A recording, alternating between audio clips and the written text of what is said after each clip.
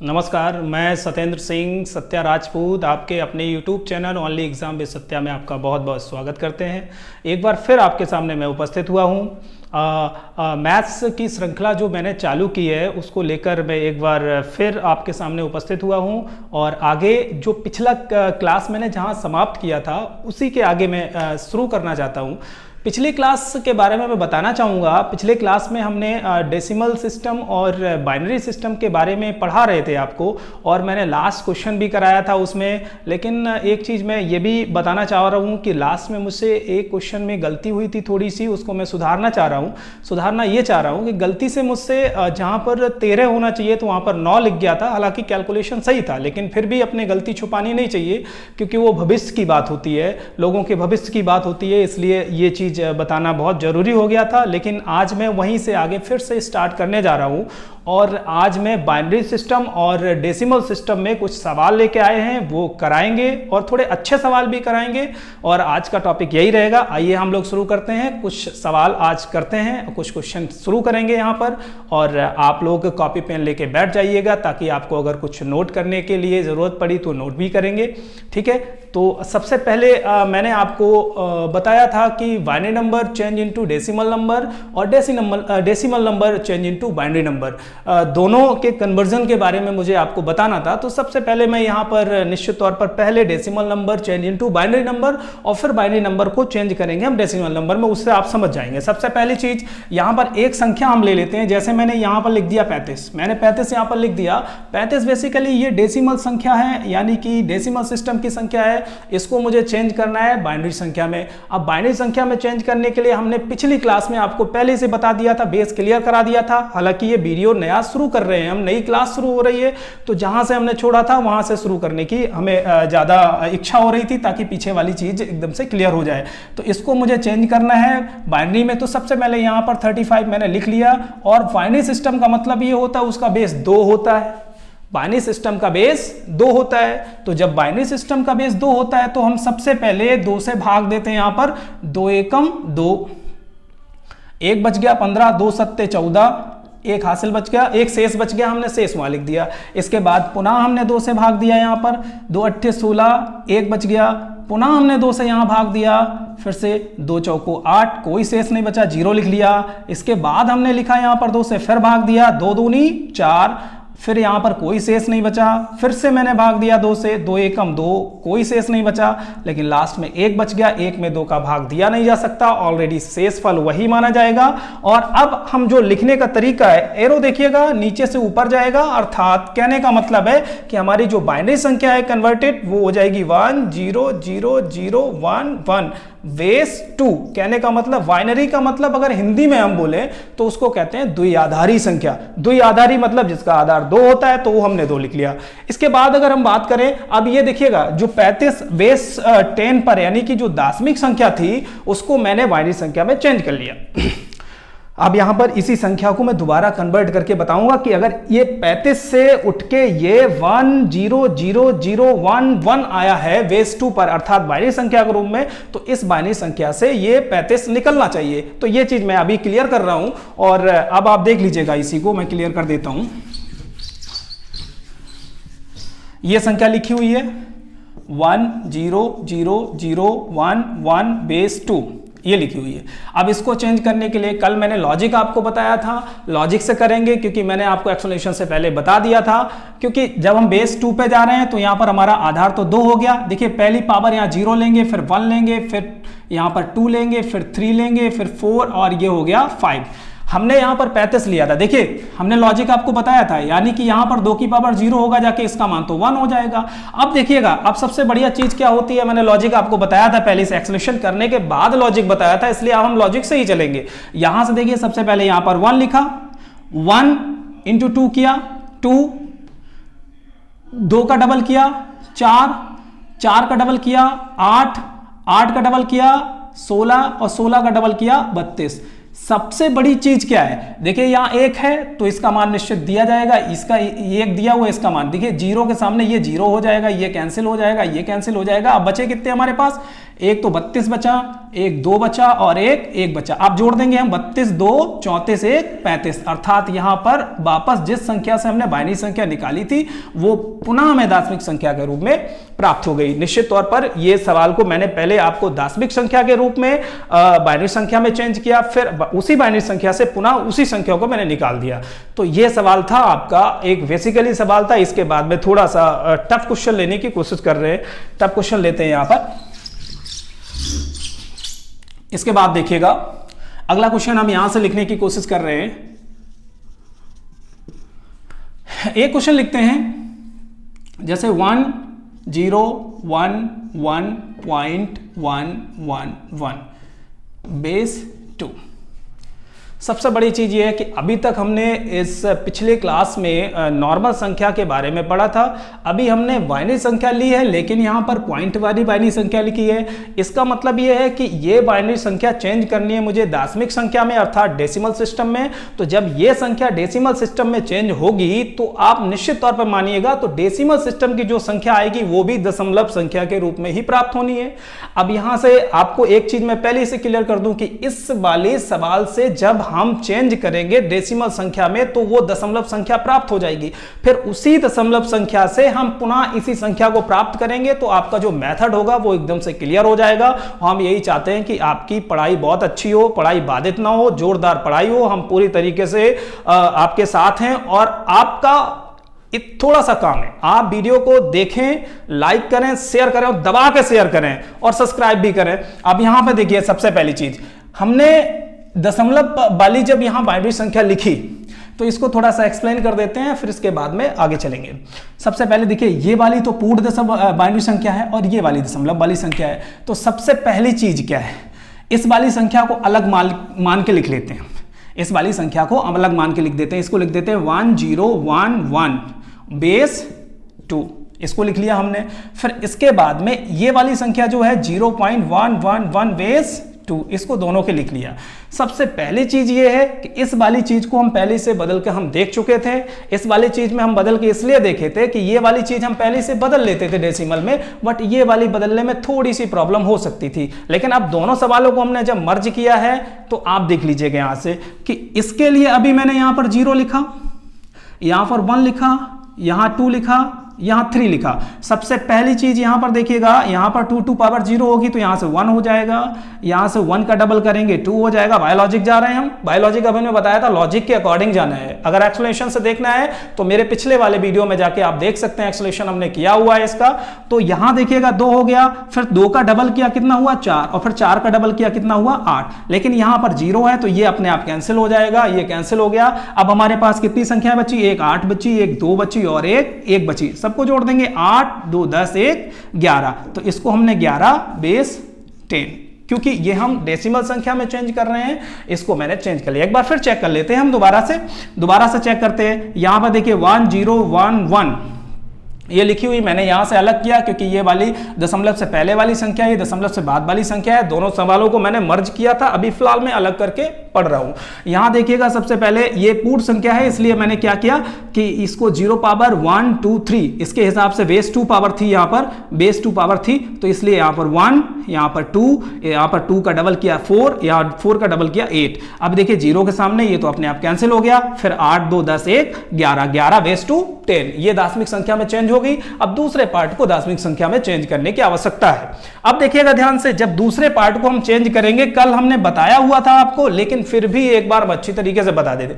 जब हम अपने बाईं ओर जाते हैं तो वहां निश्चित तौर पर हम प्लस में घात लेके जाते हैं, लेकिन जब हम दशमलव के दाईं ओर जाएंगे वहां पर प्लस में घात लेके नहीं जाएंगे, वहां पर हम निश्चित तौर पर माइनस में घात लेके जाएंगे। तो यहां पर हमें कितना लिखना है -1, यहां लिखना है -2, यहां लिखना है -3। जो मैं बोल रहा हूं उस पर विशेष ध्यान देना है। और अब देखिएगा ध्यान से, जब यहां पर मैं स्थानीय मान से कोई अगर वैल्यू निकालने की कोशिश कर रहे हैं तो निश्चित तौर पर आपको समझना यह है कि यहां पर अगर देखा जाए तो ये हो जाएगा, देखा 2 की पावर -1, क्योंकि 1 क्योंकि लॉजिक से जा रहे हैं, जैसे पावर हम यहाँ चढ़ा रहे थे वैसे हम लॉजिक से यहाँ जा रहे हैं। तो यहाँ पर लिखेंगे 2 की पावर -1, और कल मैंने रूल आपको बताया था, जब x की पावर -1 बराबर अगर हम उसको नीचे लेके जाते हैं तो निश्चित तौर पर यहाँ पर प्लस हो जाएगा, क्योंकि जब हम अंश और हर को चेंज करते हैं, ऊपर नीचे चेंज करते हैं, तो उसके जो पावर्स का चिन्ह होता है वो अपने आप चेंज हो जाता है। तो इसी प्रकार से अगर ये -1 है तो नीचे जाएगा +1 है, अगर यहाँ पर +2 है, मान लीजिए स्क्वायर है x², तो नीचे जाएगा निश्चित तौर पर ये हो जाएगा x की पावर -2। तो यही लॉजिक यहाँ पर लग रहा है। तो यहाँ पर देखिए 2 की पावर -1, इसको हम लिख देंगे 1/2। दूसरी बार यहां पर देखेंगे 2 की पावर -2 का मतलब 1/4, जीरो तो कहीं है नहीं। यहां पर 3 लिखा है तो वो जाहिर सी बात नीचे आके, क्योंकि माइनस है इसलिए नीचे आ जाएगा। यहां लिखा है 2 की पावर 3 अर्थात 1/8। अब इसको सॉल्व कर लेना है मुझे। इसको सॉल्व करने का मतलब है, ऐसे ही कल एक गलती हो गई थी मुझसे, लेकिन वो मैंने सुधार दी है, कोई दिक्कत नहीं। अब यहां से देखिएगा, इसको सॉल्व करते हैं। यहां पर एलसीएम कितना आया हमारा 8, 2 चौको 8, 4 दूनी 8, 8 एकम 8, ये हो गया 4 2 6 1 7/8। भाग तो दे ही सकते हो। भाग देने का मतलब, अब ये देखिए डेसिमल संख्या में चेंज हो चुकी है पूरी तरीके से। अब ये भिन्नात्मक जरूर है, इसको अब हम थोड़ा सा चेंज कर लेते हैं दशमलव संख्या में। सबसे पहले यहाँ दशमलव संख्या में चेंज करने के लिए हम क्या करेंगे, दशमलव लगाया, 70 हुआ, 8 8 64, कितना बचा 6, इसके बाद 8 7 56, 4 8 5 40। इस हिसाब से वो चेंज हो गई। एक बार फिर से देख लेते हैं, 8 8 64, फिर इसके बाद में 8 7 56 और 8 5 40, अर्थात इन दोनों संख्याओं का अगर हम मर्ज करके लिखेंगे तो ये हो जाएगी 11.875/10। ये हमारा सवाल का आंसर हुआ जाके। अब मैंने आपको पहले ही से बताया था कि पहले मैं इस संख्या से ये निकालने की कोशिश करूंगा, इसके बाद में देखिए मैथ्स पढ़ रहे हैं, मैथ्स में थोड़ी मेहनत करनी बहुत जरूरी होती है। मैथ्स में जब तक हम मेहनत नहीं करेंगे तब तक मजा नहीं आता है। मैथ्स में जब तक पसीना ना निकले तब तक मजा नहीं आता। आपका काम इतना है कि आप मेहनत से पढ़ते रहिए। पढ़ने के बाद में आपका एक और काम है कि चैनल को सब्सक्राइब करते रहिएगा, चैनल को शेयर करते रहिएगा, चैनल को लाइक करते रहिएगा। इतना काम करते रहिएगा, बाद बाकी हम पे छोड़ दीजिएगा। हम मेहनत करेंगे, आपकी पूरी तैयारी कराने के लिए हम पूरी तरीके से संकल्पित हैं। इसके बाद हम पुनः यहां से लौटते हैं। आप कॉपी पेन लेके बैठ जाइएगा, ये जो संख्याएं हैं नोट कर लीजिएगा, नोट कर लिया करिए, ताकि जब मैं इसको इरेज करें तो आपको थोड़ा समझने में आसानी रहे, नहीं तो आपको बैठ जाके देखना पड़ेगा। अब यहां पर देख लीजिएगा, ये संख्या मैंने निकाली है। कौन सी? इस संख्या से ये संख्या निकाली। अब ये संख्या मैं पुनः, देखना ध्यान से देख लेना है हमें। अब मैंने ये संख्या एक तरफ लिख दी, यहां लिख दी 1011.111 मतलब ये हमको निकालनी है।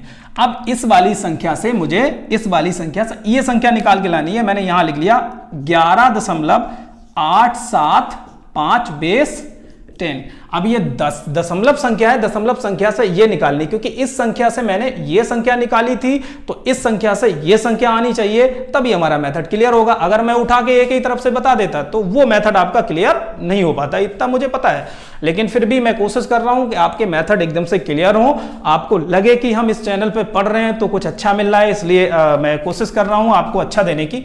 अब आप देखिएगा यहां से 11.875 लिख लिया। अब जैसे मान लीजिए कुल मिला के यहाँ पे हमने देखा था आपको कि जब पिछले क्लास में हमने देखा था कि पूर्ण संख्याओं को हमने जब बाइनरी संख्या में चेंज किया था तो 2 से भाग दिया था। तो बिल्कुल सिमिलर जैसे इसको तोड़ा था वैसे इसको तोड़ लेंगे। इसको तोड़ने के लिए हम क्या करेंगे, 11 ये अपने आप में एक अलग संख्या हो गई और ये जो आपका 0.875/10 ये अलग संख्या हो गई। इसको मैंने लिख लिया। अब देखना, इसको चेंज करने के लिए हमने क्या बताया था कि 11 में मैं पूरा 2 से भाग दे दूंगा, बताया था मैंने। तो समझ लेना, क्योंकि देखिए मैथ्स में हम यहां पर एक्सप्लेन करेंगे और बाद बाकी प्रैक्टिस आपको करनी पड़ेगी। प्रैक्टिस के लिए आप हमारे मेंबरशिप ग्रुप पर जुड़ सकते हो ताकि आपको अच्छे सवालों की पीडीएफ भी मिल सके और उस पर प्रैक्टिस भी अच्छी तरीके से हो सके और आपका डिस्कशन भी हो सके। इसलिए आपको मेंबरशिप ग्रुप पर अगर जुड़ना है तो आप मैसेज भी कर सकते हैं मुझे। फिलहाल इधर देखते हैं हम लोग। यहां देखना है आपको 2 से भाग देते हैं, 2 पंचे 10, 1 बच गया। इसके बाद मैंने 2 से भाग दिया, फिर से 2 दूनी 4, 1 बच गया। फिर से मैं 2 से भाग दिया, 2 एकम 2, यहां पर कुछ नहीं बचा और एक लास्ट में बच गया तो वही शेष हो गया। सबसे पहली चीज यहां से देखिएगा, लिखने का तरीका हमारा ये रहेगा, तो यहां वाला जो संख्या है वो तो ये निकल आई हमारी उल्टी 1 0 1 1 बेस 2, क्योंकि इस वाले से ये निकाली तो ये वाले से ये निकाली। अब देखिएगा सबसे इंपॉर्टेंट चीज ये है कि इस वाली संख्या को हम बाइनरी संख्या में कैसे बदलेंगे, ये इंपॉर्टेंट बात है। अब यहां से देख लीजिएगा आप, यहां पर देखने के लिए हम क्या करेंगे, यहां पर मुझे 2 के गुणज में लेके जाना है। 2 के गुणज में लेके हम जब जाएंगे तो जितना हमारा पूर्णांक आएगा उसको हम अलग करते जाएंगे। और एक चीज हमने आपको बता दिया, जब बाइनरी संख्या में हम किसी संख्या को चेंज कर रहे हैं तो वहां पर जो संख्या बाइनरी वाली बनेगी वो 0 और 1 के द्वारा ही बनेगी, क्योंकि बाइनरी संख्या का बेस 2 होता है। बाइनरी संख्या का बेस जब 2 होगा तो निश्चित तौर पर उसका जो शेषफल होगा वो 0 और 1 ही आएगा। तो शेषफल से ही मिलकर बाइनरी संख्या की सारी संख्याएं निर्मित होती हैं। अब आप देखिएगा यहां से, अब मैंने इसको हटा दिया थोड़ी देर के लिए, इधर देख लेना, वीडियो बैक करके देख लेना। 2 से मैंने मल्टीप्लाई किया, यहाँ पर 2 से जैसे मल्टीप्लाई किया, 2 पंचे 10, 2 सत्ते 14, 1 15, 2 अट्ठे 16, 16 1 17, 3 अंक बाद दशमलव लगा था, 3 अंक बाद दशमलव लगाया, देखिए एक पूर्णांक मुझे यहाँ पर मिल गया, मैंने इसको अलग रख लिया। अब हमारे पास जो दशमलव संख्या कितनी बची, इसमें अलग से मल्टीप्लाई करा देंगे हम 2 का, केवल इतने में, केवल इतने में समझने का प्रयास करना, या फिर मैं इधर से लिखे दे रहा हूं आपको, इधर से देखना। 2 पंचे 10, 2 सत्ते 14 1 15, 2 अट्ठे 16 1 17, यहां दशमलव लगा लिया, यहां से एक हमको पूर्णांक मिल गया। अब जो दशमलव संख्या हमारी बची हुई है वो बची 0.75। अगर हम 0 को छोड़ना चाहें तो बिल्कुल छोड़ देंगे, क्योंकि 0 के बाद में कोई दशमलव संख्या कोई पूर्णांक नहीं है 0 का मैथ। अब इसमें मल्टीप्लाई बाई 2 करेंगे। जब इसमें 2 मल्टीप्लाई कर रहे हैं, बड़े आसान, ध्यान से देखना है इसको, क्योंकि ये बहुत इंपॉर्टेंट टॉपिक है। जब इस तरीके का बाइनरी संख्या अगर दशमलव संख्या में चेंज करने के लिए आ जाती है, या फिर दशमलव संख्या बाइनरी संख्या में चेंज करने के लिए आ जाती है, तो दिक्कत हो जाती है, क्योंकि साधारण संख्याएं सारे लोग पढ़ते हैं। अब आप देखिएगा यहां से फिर से मल्टीप्लाई करते हैं, 2 पंचे 10 और 2 सत्ते 14 1 15, 2 अंक बाद दशमलव था इसलिए मैंने यहां लगाया, एक पूर्णांक हमको यहां मिल गया। इसके बाद में अब हमारी दशमलव संख्या कितनी बची, 5। अगर मैं 0 को छोड़ना चाहे तो छोड़ सकते हैं, 0 5 ये बच गया। फिर से मल्टीप्लाई बाई 2, जब तक 0 0 नहीं हो जाएगा दशमलव के बाद हम लगातार 2 का गुणा कराते जाएंगे। अब यहां से क्या होगा कि 2 पंचे 10, भैया एक और हमको पूर्णांक मिल गया। सिंपल सी बात है, यहां से जो हमको एक बाइनरी संख्या मिलेगी इधर से ही लिखना चालू कर देंगे 1 1 1, और दशमलव हमें लगाना पड़ेगा, क्योंकि निश्चित तौर पर हम दशमलव की बाद वाली संख्या को लेके ही पूरा कैलकुलेशन कर रहे हैं, इसलिए यहां पर बेस 2 जाएगा। अब इन दोनों को हम अगर मिला देंगे तो निश्चित तौर पर यह संख्या बन जाएगी क्या, 1 0 1 1, और पॉइंट लगाएंगे हम 1 1 1 बेस 2। आप देख लीजिएगा, यही संख्या लेके चले थे, यही संख्या हमने निकाल दी है। इसके बाद में इस संख्या से हमने ये संख्या निकाली थी, इस संख्या से ये संख्या निकाल दी। तो अब हम देख रहे हैं निश्चित तौर पर कि मुझे आशा है कि आप अच्छे तरीके से पढ़ रहे होंगे, और पढ़ते ही रहिएगा। मैं पूरी तरीके से मेहनत कर रहा हूं और मेहनत करके आप तक पहुंचने का प्रयास कर रहे हैं। कोशिश यही रहेगी हमारी कि आप पढ़ते जाइएगा। और सबसे बड़ी चीज ये है, सबसे बड़ी चीज ये है कि अभी यहां से देखिएगा, एक और मेथड हम देखते हैं कि यही मतलब नहीं होती कि हमारे गणित में केवल 2 ही विधियां होती हैं, 2 ही प्रणालियां होती हैं, कि एक डेसिमल सिस्टम होता है और एक बाइनरी सिस्टम होता है। ऐसा नहीं होता है, क्योंकि टर्नरी सिस्टम भी होता है, टेट्रल सिस्टम भी होता है, पेंटल सिस्टम भी होता है, हेक्सल सिस्टम भी, हेक्सा सिस्टम भी होता है, और हेक्साडेसिमल भी होता है, ऑक्टल भी होता है, लेकिन सबके आधार उसी हिसाब से होते हैं। लेकिन आपको बता दें, अगर आपने बाइनरी पद्धति या डेसिमल पद्धति को बहुत अच्छी तरीके से समझा है, बाइनरी पद्धति और डेसिमल पद्धति को बहुत अच्छी तरीके से समझा है, तो निश्चित तौर पर आपको एक चीज मैं बता दूं कि ऑक्टल हो या आपको त्रिआधारी हो या टेट्रा सिस्टम वाली संख्या हो, कुछ भी हो, वो एक ही सिस्टम पे चलती है और एक ही आधार पे चलती है, एक ही तरीके से चलती है। मैं थोड़ा सा और बताना चाहूंगा आपको क्लियर करके। जैसे मान लीजिए मैं यहां पर एक संख्या लिख देता हूं 25, 25 का बेस कितना कर दिया 10, 25 बेस 10 जब हमने कर दिया, इसको मैंने जब आपसे मैंने ये कहा था कि जब इसको बाइनरी में बदलो तब इसका आधार कितना होता है, बाइनरी में होता है तब इसका आधार कितना होता है 10, जब बाइनरी में आधार 10 बाइनरी में आधार 2 होता है और डेसिमल में आधार 10 होता है। अब आप देखिएगा इसको हम टर्नरी सिस्टम अर्थात त्रिआधारी में बदलने की कोशिश करेंगे तो त्रिआधारी के लिए हमें कितने से भाग देना पड़ेगा, 3 से। जब हम 3 से भाग देंगे तो निश्चित तौर पर हम 3 से 3 अट्ठे 24, कितना बचा यहां पर 1, फिर 3 से भाग देंगे 3 दूनी 6, कितना बचा 2, फिर यहां पर 3 से भाग जाएगा नहीं तो 2 और बच जाएगा यहां निश्चित तौर पर। अब आप समझिएगा यहां जो आपकी संख्या जो बनी जाके वो ये बनेगी जाके आपकी 2 2 1 बेस 3 ये बनेगी जाके। अब आप समझ लीजिएगा अच्छी तरीके से, अगर मैं पुनः इससे बदलना चाहूं तो निश्चित तौर पर ये आपकी बनेगी जाके 1 × 3 टू पावर 0, इसके बाद अगली बनेगी जाके 2 × 3 टू पावर 1 और अगली बनेगी जाके ये 2 × 3 टू पावर 2। यहां से देखिए किसी भी संख्या की पावर 0 का मान हमेशा 1 होता है, तो निश्चित तौर पर हमने लिख लिया ये x एनी संख्या हो गई, कोई संख्या हो गई। यहां देखिए 1 हो गया, ये 3 दूनी 6 हो गया, 3 3 9 दूनी 18 हो गया।